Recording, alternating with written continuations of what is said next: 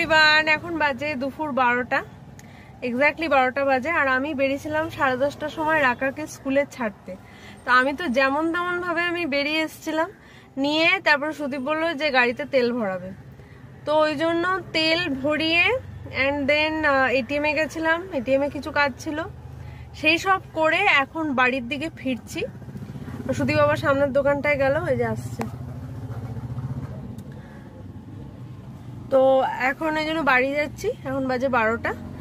না আমার ঘর ঝাঁট দেওয়া গোছানো কিছু হয়েছে, তারপর ঘরের কোনো কাজ হয়নি, টিফিনও খাওয়া হয়নি আমার। মানে কি বলবো, কি অবস্থা। ভাগ্যিস কালকে ডিমের ঝোলটা করে রেখেছিলাম, তো ওই জন্য ডিমের ঝোলটা করা আছে। গিয়ে এখন ভাত করব, ঘর গুছাবো, অনেক কাজ। 12টা বাজিয়ে দিলে তুমি। কার? আমার। তোমার 12টায় এত সুন্দর একটা বউ। আবার 1:45টার সময় রাকাকে আনতে যেতে হবে, কারণ আমাকে 12:30টা বেরোতে হবে। তুমি আমাকে নিয়ে যাবে?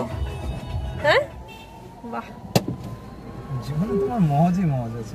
হ্যাঁ, আমার মজ।